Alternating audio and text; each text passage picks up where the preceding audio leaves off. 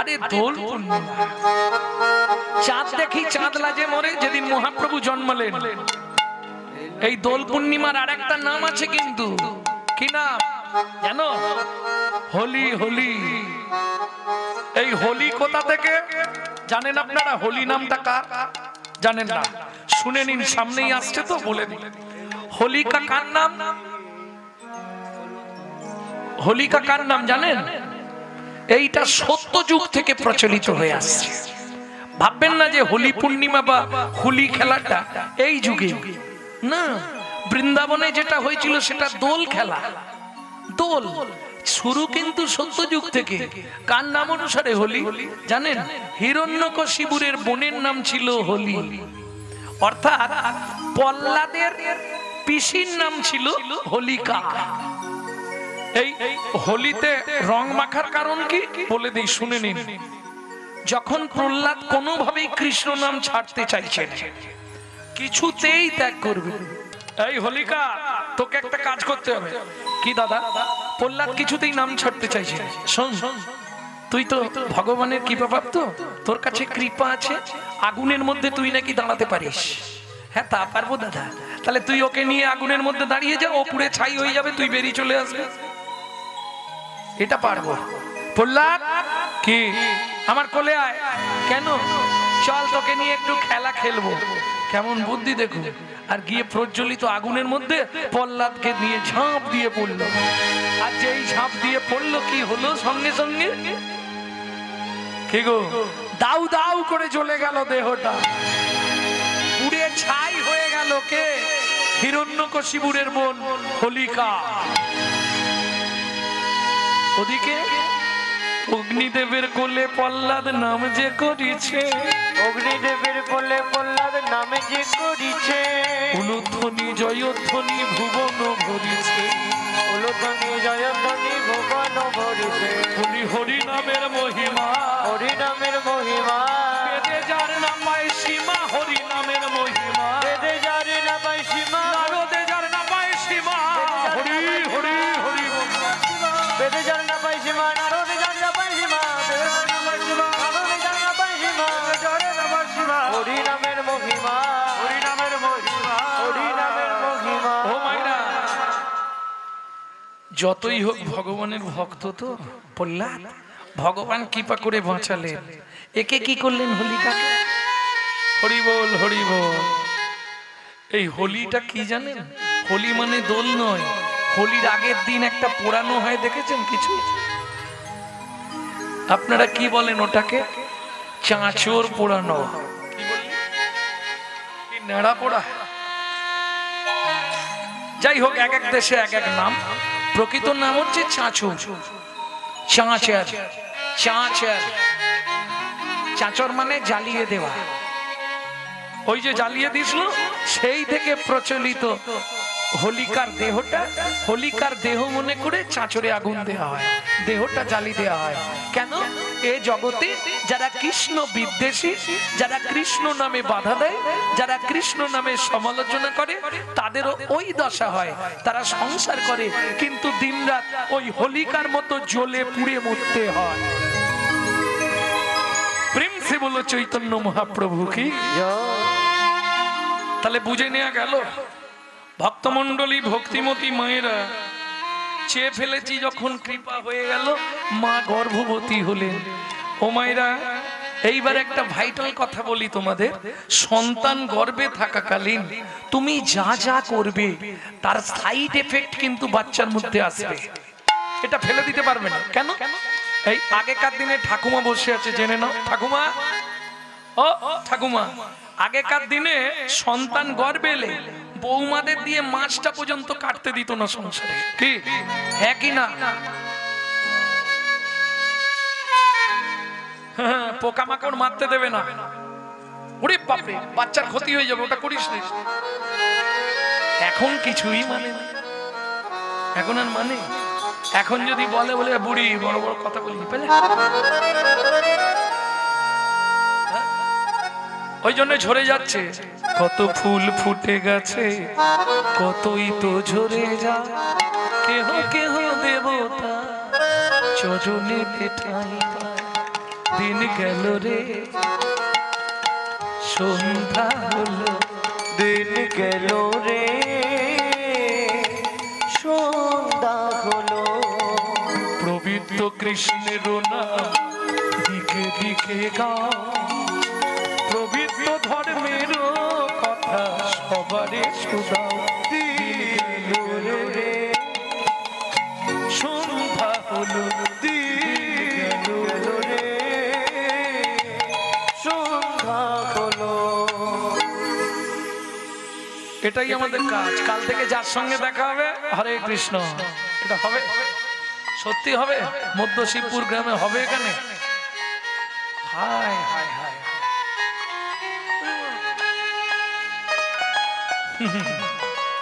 সে কি কথা বাবা। আর দেখবেন ভালো কথা শুনবার মানুষ নেই, খারাপ কথা বললে কি আরে তারপর কি হলো, হ্যাঁ অমুকের মাস্টার তুমুককে নিয়ে পালিয়ে গেছে, এইটা খালি বলে দাও।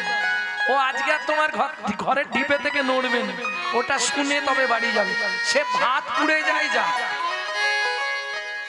কিন্তু এটা খেয়াল রেখো, হিংসা নিন্দা উলুর বেড়া, পরচর্চার বাঁধন ঘেরা, একটা জমির 9টি ফেরা, জমির বাড্য ভাবনা দিনে দিনে, গুরু বিনা চাষ হবে না হৃদয় জমিনে।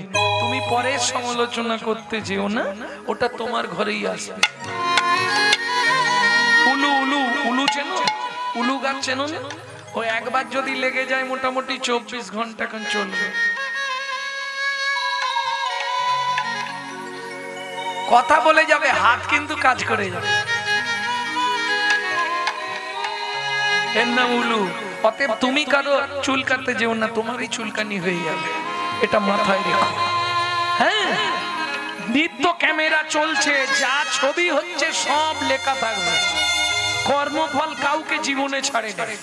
ভাবো না গঙ্গাপুত্র ভীষ্মের কথা, অত বড় সচ্চরিত্রবান হয়েও তাকে 54 দিন হাঁ হয়ে পড়ে থাকতে হলো। এগুলো ভাবতে হয়, কত ভাগ্যবান ব্যক্তি ভীষ্ম, ওর মতো ত্যাগী নেই, ওর মতো বীর নেই, নিজের বাবার জন্য জীবনে সংসার করলো না, এত বড় ত্যাগ। সেই ভীষ্ম 54 দিন সরসজ্জায় হাঁ, পাপ বাপকে ছাড়বে না, এটা জেনে রেখো। ক্যামেরা চলছে, ছবি হচ্ছে, যা করবে শুধু সকালে ঘুম থেকে উঠে এইটা খালি মেনে নিও যে ক্যামেরা চলছে, ব্যাস। কোনো কাজ করবার আগে এটা ভাবতে হবে, তাহলে তুমি বেঁচে গেলে। ভক্তমণ্ডলী, ভক্তিমতী মায়েরা, যেদিন থেকে সন্তান গর্ভে এলো সেদিন থেকে মা ভাগবত শোনে। সন্তান গর্ভে থাকাকালীন যদি তুমি রামায়ণ, মহাভারত, গীতা, ভাগবত শোনো, সে সন্তানটা হবে বিশুদ্ধ কৃষ্ণ ভক্ত। আর যদি তুমি ওই দিনরাত সিরিয়াল দেখো, তাহলে ওটা সিরিয়াল বাচ্চা জন্মাবে, কিচ্ছু করার। সন্তান গর্ভে থাকলে তুমি যদি নারায়ণের স্নানজল খাও, গোবিন্দের চরণ তুলসী খাও, জগন্নাথের মহাপ্রসাদ খাও, আমি তোমায় বলছি ছেলেই হোক আর মেয়েই হোক, সে একদিন সমাজে দিকপাল হয়ে জন্মাবে। আর যদি তুমি এগরোল, চাউমিন, ফুচকা খাও, তাহলে ফচকে ফচকে ছেলে মেয়ে হবে, কিচ্ছু করার। এগুলো বুঝতে হবে, যেমন তৈরি করবে তেমন হবে। জৈসা গুরু তৈসা চেলা, মাগদা ভেলি তো দেতা ঢেলা। যেমন তৈরি করবে তেমন হবে, কিচ্ছু করার নেই। এখন থেকে সাবধান ভক্তমণ্ডলী। আরে ভুলে গেলে তো চলবে না, এই বাংলাতেই তো জন্মেছে বিনয় বাদল, দীনেশ, ক্ষুদির মাস্টার, মহাপুরুষের জন্মভূমি। আনাচে কানাচে আর এক পিস ভালো মাল জন্মাচ্ছে কেউ জন্মাচ্ছে না, কেন? আরে গাছ ভালো নেই আর ফল ভালো হবে। যেদিন থেকে সন্তানটা গর্ভে এসেছে, মা প্রত্যেক দিন ভাগবত শোনে। গর্ভের বয়স 8 মাস, সেদিন ঘটে গেল বিভ্রান্ত। কি বিভ্রান্ত ঘটলো? বিকেল বেলা একাদশীর দিন হাতে তুলসী পাতা নিয়ে বসেছিল বেচারি ভাগবত শুনতে, সেই দিনেই ঘটে গেল ওই মহামারী। কি ঘটলো জীবনে? সুজাতা, আজকে তোমাকে, খুব গরিবের সংসার তো, খুব গরিব, চারটে খুঁটি দিয়ে ঘর, ওপরে পাতা দিয়ে ছাওয়া, ওই পাতা নষ্ট হয়ে গেলে নাবিয়ে জাল দিয়ে দেয়, আবার কাঁচা পাতা তুলে দেয়, একটা কাপড় মাঝখান দিয়ে চেলা করা, এ বেলা এক খণ্ড পরে, ও বেলা এক খণ্ড পরে, একদিন রান্না করলে 3 দিন ধরে খেতে হয়। বুঝতে পারছো? পাড়ায় ভাগবত পাঠ করে, যে যা দেয় ওটা এনে ভগবানের সেবা দিয়ে স্বামী স্ত্রী দুজন চালায়। কত কষ্টের দিন। সুজাতা, আজকে তোমাকে পাঠ করে শোনাবো কৃষ্ণকে কেন ভগবান বলা হয়। শোনো শ্লোক। সুজাতা মা হাতে তুলসী পাতা নিয়ে আর বসেছে। এইবার কহর মুনি ভাগবত পড়তে শুরু করলেন। যদ্দৈতং ব্রহ্মবনৌষধি, যদ্দৈতং ব্রহ্মবনৌষধি, তদ্ভাবশো তনুভা, তদ্ভাবশো তনুভা, য আত্মা অন্তর্যামী পুরুষ, অন্তর্যামী পুরুষ, ষড়ৈশ্বর্য ইহ ভগবান। বাবা, শ্লোকটা আপনি ভুল বললেন। বাবা, শ্লোকটা আপনার ভুল হয়ে গেল। সুজাতা, কে বলছে? স্বামী, আমার পেটের ভেতর থেকে বাচ্চাটা বলছে। স্তব্ধ হও বালক। তুমি মাতৃ গর্ভে বসে পিতৃদেবের ফুল ধরো। আমি তোমায় অভিশাপ দিচ্ছি, তোমার 8 স্থানে বক্র হবে। কেঁদে উঠল সুজাতা দেবী। স্বামী, তুমি কি করলে? এতদিন ধরে ভগবানের কাছে কেঁদে কেঁদে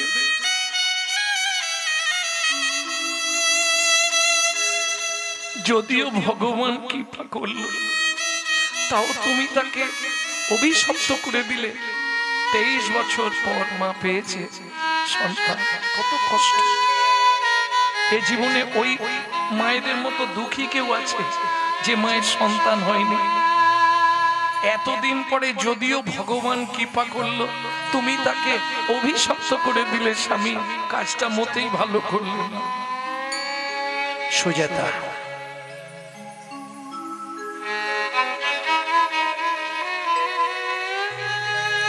দুঃখ পেও না।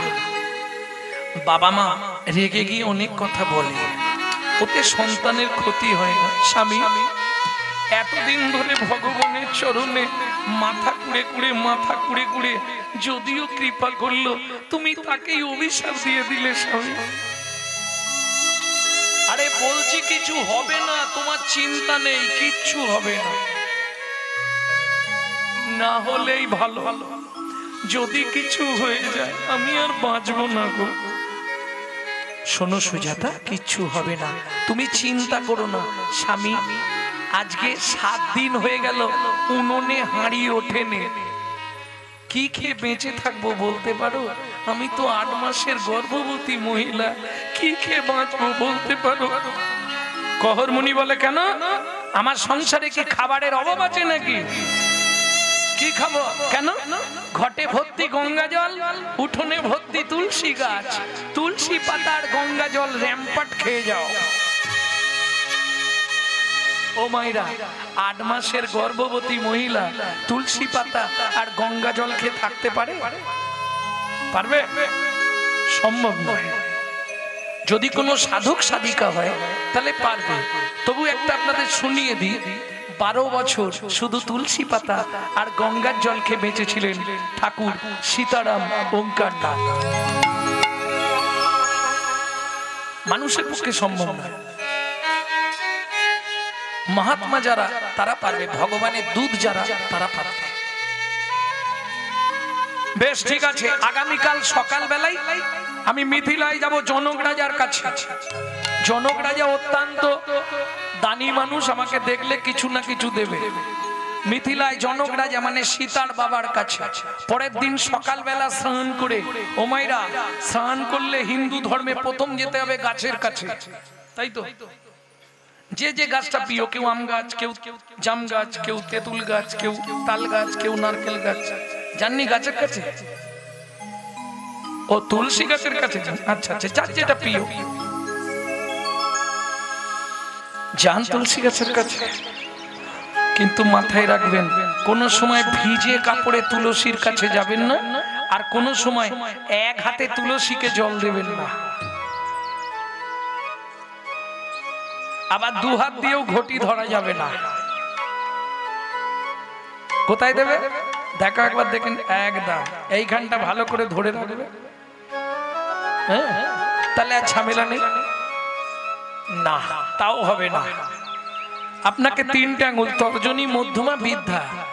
কারণ তুলসীকে জল দেওয়া মানে অন্য কিছু নয়, ঘুষ দেওয়া। তুলসী তুলসী নারায়ণ, তুমি তুলসী বৃন্দাবন, তোমার শিরে দিলাম জল, অন্তিমকালে দিও স্থল।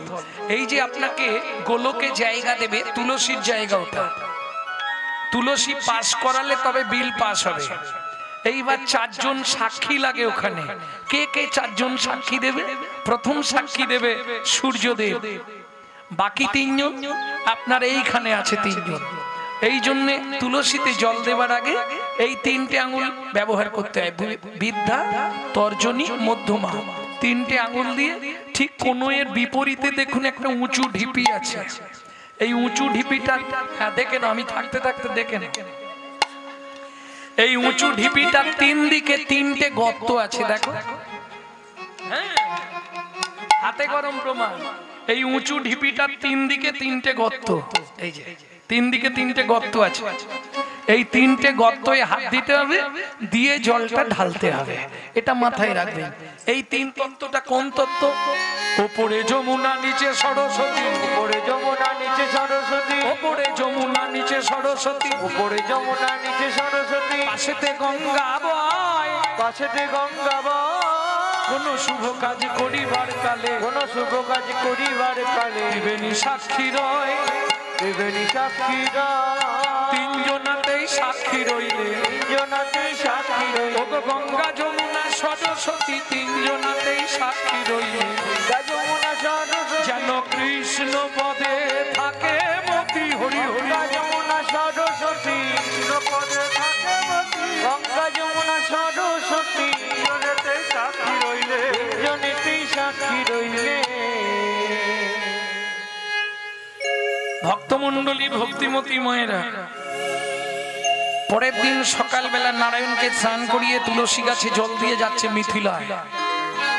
সুজাতা, কাজ মিটে গেলে রাতেই ফিরে আসবো, আর যদি দেরি হয়ে যায় কাল সকালে ফিরবো। হ্যাঁ, তুমি চিন্তা করো না। ও মন ময়না পাখি রে, রাধে কৃষ্ণ। ও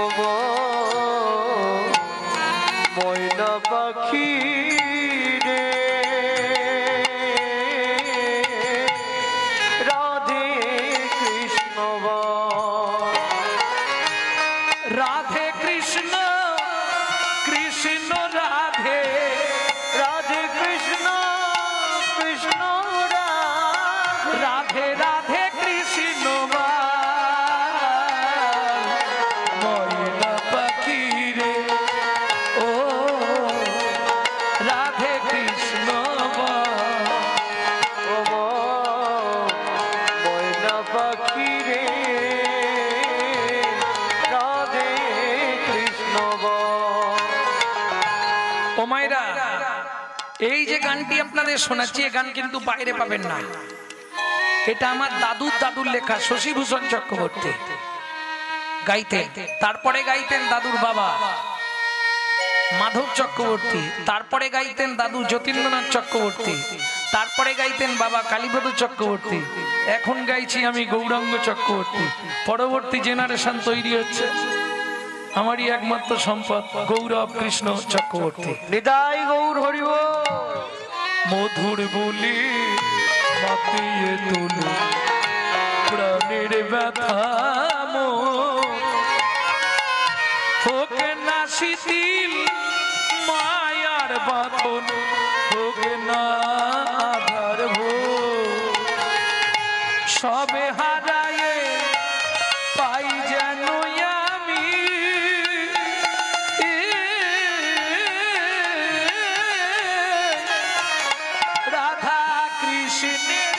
চরণ তাল, রাধে কৃষ্ণ বল।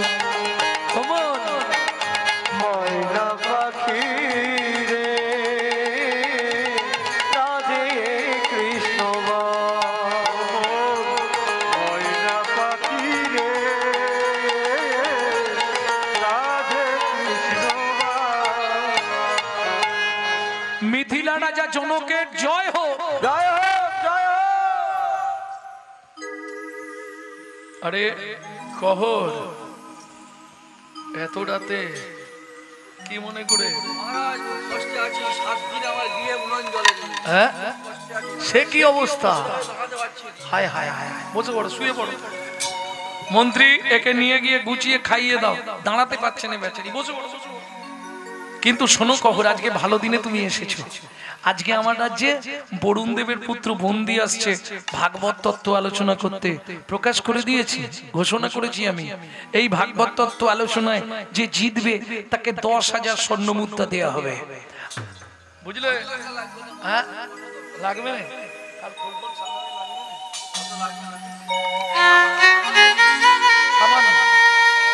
বেশ, তবে শোনো, যে হেরে যাবে তাকে ওই নদীর জলে ডুবিয়ে দেওয়া হবে। প্রথমটাই রাজি ছিল, দ্বিতীয়টা শুনেই বলছে মহারাজ আমার স্ত্রী 8 মাসের গর্ভবতী, যদি আমি হেরে যাই, যদি আমাকে মেরে ফেলে আমার বউটাকে কে দেখবে? ও দরকার নেই, আপনি যদি কিছু দান দেবেন দিন, না হলে আমি চলে যাই। জনক রাজা বলে কহর, ত্রিভুবনে তোমার মতো পণ্ডিত কে আছে? আর তোমাকে হারাবে এ ক্ষমতা কারো আছে? তুমি যদি চলে যাও আমার রাজ্যটা অপমানিত হবে, তাই না? বলছেন মহারাজ, তাহলে হয়েই যাক। চলুন, একদিকে বরুণ দেবের পুত্র বন্দি, অন্যদিকে কহর মুনি। শুরু হলো ভাগবত তত্ত্ব আলোচনা। বারবার 3 বার বন্দি যে হারিল, চতুর্থবারে কহর মুনি হারিয়া যে গেল।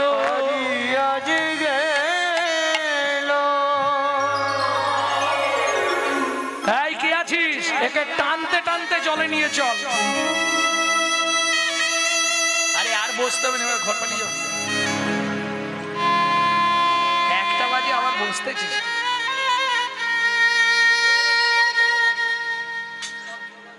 হ্যাঁ, আমি ভাবছি যাচ্ছে মানে যাক কমলো, একবারে চলে যাচ্ছে। ও মা আবার এসে বসতেছে 1টার সময়। ভক্তমন্ডলী, ভক্তিমতী মায়েরা, কি করবে? আমাকে মেরো না গো, বিশ্বাস করো, আমার স্ত্রী 8 মাসের গর্ভবতী। আমি মরে গেলে তাকে দেখার কেউ নেই, কে শুনবে? সবাই মিলে টানতে টানতে নিয়ে গিয়ে ওই নদীর জলে। আমাকে মেরো না, আমাকে মেরো না, আমাকে মেরো না, সুজাতা।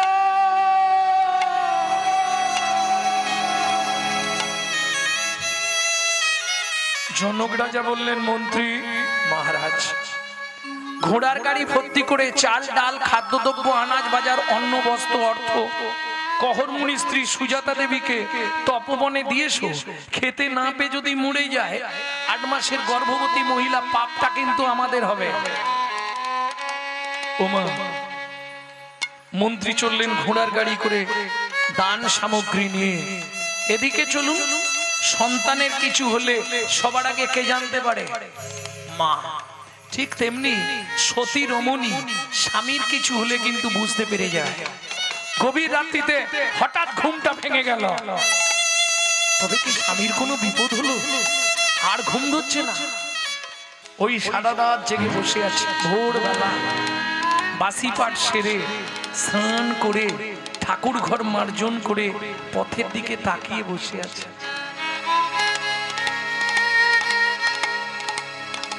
হঠাৎ শুনতে পেল ঘোড়ার গাড়ির শব্দ। ছুটে বেরিয়ে এসছে। কোথা থেকে আসছেন? মিথিলা থেকে। বলছি, কালকে যে আমার স্বামী মিথিলায় গেছিল। পরে বলছি মা, আগে মালপত্র না পাই। না না, বলুন না আমার স্বামী কোথায়। শোনো মা, কালকে মিথিলায় ভাগবত তত্ত্ব আলোচনা ছিল, সেখানে প্রকাশ ছিল যে জিতবে তাকে 10,000 স্বর্ণ মুদ্রা দেওয়া হবে, কিন্তু যে হেরে যাবে তাকে নদীর জলে ডুবিয়ে মারা হবে। তারপর তোমার স্বামী হেরে গেছিল, ওই বরুণ দেবের পুত্র বন্দী তার লোকজনকে দিয়ে তোমার স্বামীকে ওই নদীর জলে না বলো না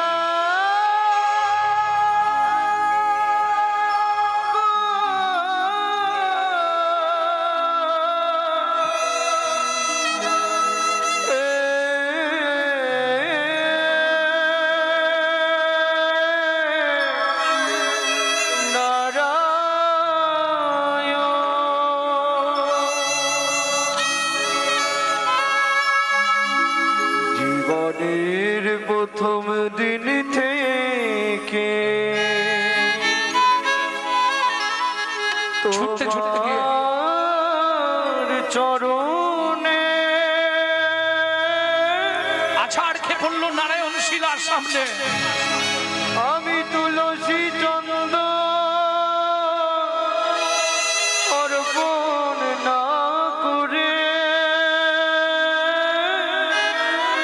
জলবিন্দু গ্রহণ করি না, তবে কেন এমন সাজা দিলে? কি আমার অপরাধ? কেন আমার স্বামীকে কেড়ে নিলে? এই কি তোমার উপহার? এই কি তোমার বিচার?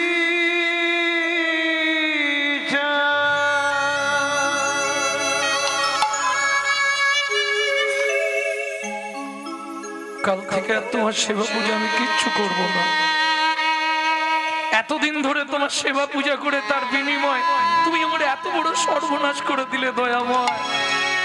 তুমি পাথর, তুমি পাষা, তুমি শিলাখণ্ড। ও বিধি রে,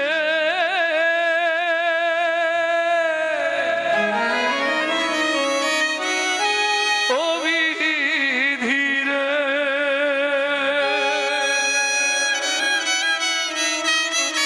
তোমার ওজন দাড়ির পাল্লা দুটো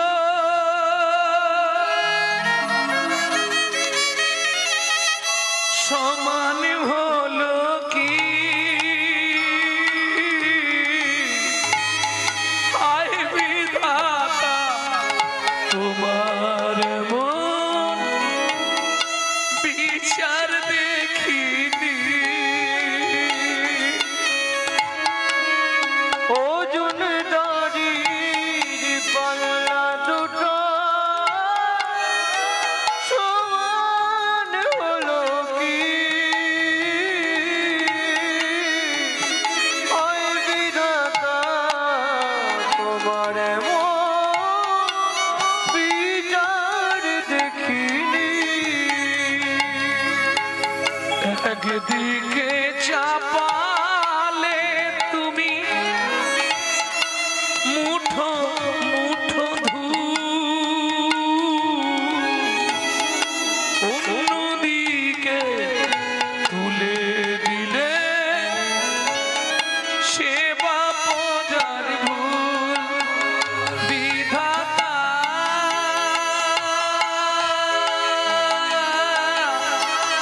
ও বিধাতা,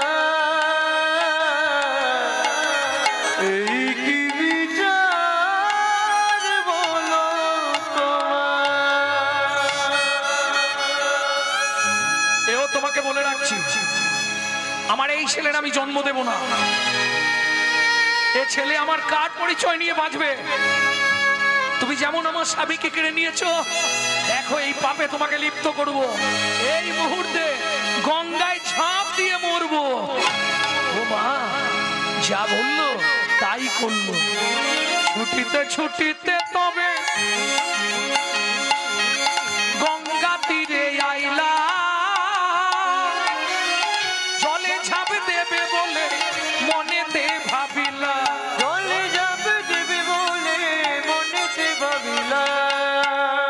পাবনি মা গঙ্গা, আমার এই গর্ভের সন্তানকে নিয়ে আমি তোমার পক্ষে আশ্রয় নিলাম। মা গো, তুমি আমায় রক্ষা করো। জয় মা, জয় মা গঙ্গা, মা গঙ্গা, জয় মা গঙ্গা। এত বলি গঙ্গা জলে ছাপ দিতে গেল,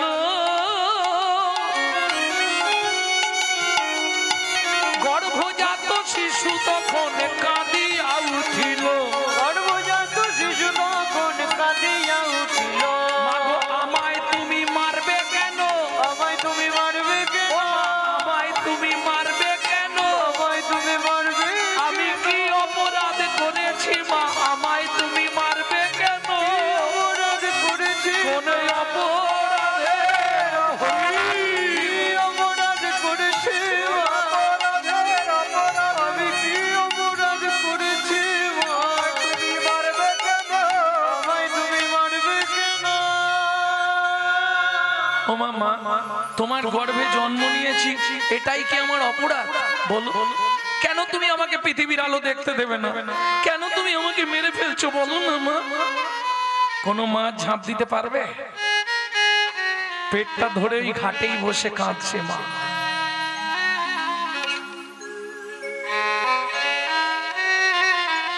পাড়ার লোকেরা বোঝাচ্ছে, কাঁদিস নে সুজাতা, কাঁদলে আর কি হবে? সে তো আর ফিরবে না, বাড়ি চল। বরঞ্চ ছেলেটা হলে তাকে মনের মতো করে মানুষ করবি, তার ইচ্ছাটা ওর মধ্যে দিয়ে পূর্ণ করবি। সবাই মিলে বুঝিয়ে বাড়িতে নিয়ে এলো। 2 মাস পরে শুভক্ষণে সুসন্তান প্রসব করলেন। কিন্তু সবার আনন্দ মন, মায়ের মন উচাটন। মায়ের একটাই চিন্তা, বাবার অভিশাপটা ফলে যাবে নাকি। না না, 6 মাস পর্যন্ত, 7 মাস পর্যন্ত বোঝা গেল না। তারপর আস্তে আস্তে একটু একটু বাঘ হচ্ছে। যত দিন যায় তত বাঘ বাড়ে। যখন 11 বছর, তখন পর্যন্ত উঠতে পারে না, একদম পুরোপুরি বাঘ হয়ে গেছে, 8টা বাঘ।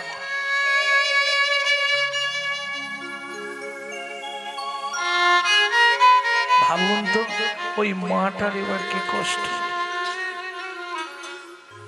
মুখের দিকে তাকালেই মা হাউ হাউ করে শুধু কাঁদে। ছেলের মুখের দিকে তাকাতে পারে না। মা, ও মা, আমাকে দেখলেই তুমি শুধু কাঁদো কেন মা? কি বলবে মা? ভাষা খুঁজে পায় মা, বলতে পারে না। কি বলবে মা? ভাষা খুঁজে পাচ্ছেন। ও মামা, তুমি শুধু আমাকে দেখলেই কাঁদো কেন মা? কি হয়েছে তোমার? শোনো না মা, আমি ভাগবত পড়বো না। জীবনে কোনোদিন ভাগবত পড়বি না, জীবনে কোনোদিন ভাগবত শুনবি না, জীবনে কোনোদিন ভাগবত স্পর্শ করবি না মা। কেন মা? খোকা, এই ভাগবত পাঠ করতে গিয়েই তোর বাবা মরে গেছে। এই ভাগবত পাঠ শুনতে বসে তোর চেহারাটা এমন হয়ে গেছে বাবা।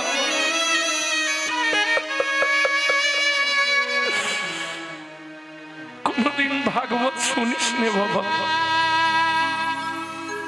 ছুটে গিয়ে ছেলেটা মায়ের চোখের জলটা মুছিয়ে দিয়ে বলছে, মা, ও মা, তুমি কেঁদো না মা, তুমি কেঁদো না। ভাগবত কোনোদিন কাউকে কষ্ট দেয় না মা।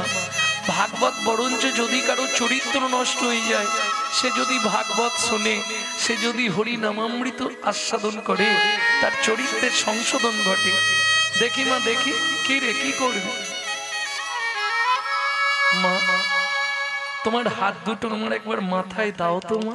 কি করবি বাবা? কৃষ্ণ নাম মোর জপমালা, কৃষ্ণ নাম মোর ধ্যান, কৃষ্ণ ভূষণ, কৃষ্ণ ভূষণ, কৃষ্ণ নাম মোর জ্ঞান। ও গো কৃষ্ণ নাম মোর ধ্যান, ও গো কৃষ্ণ নাম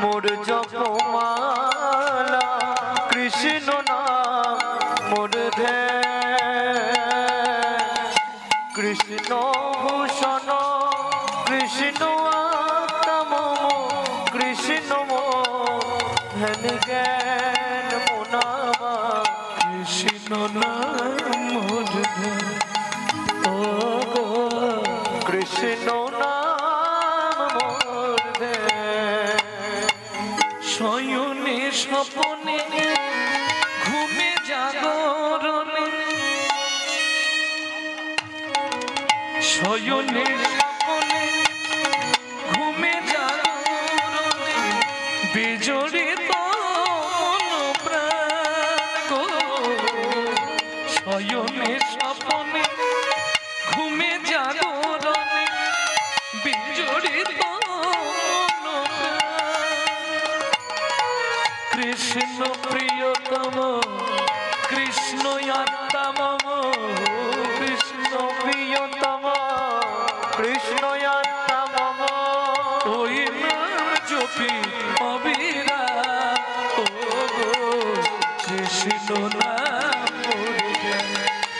ও গো কৃষ্ণ নাম মোর ধ্যান মোনামা কৃষ্ণ নাম মোর ধ্যান। মাগো কি দুঃখে তো নয়ন ঝরে, ও মা আমায় মাগো কি দুঃখে তো নয়ন ঝরে, ও মায় আমায় দ্বাদশ রবি নিরে এনে, দ্বাদশ রবি নিরে এনে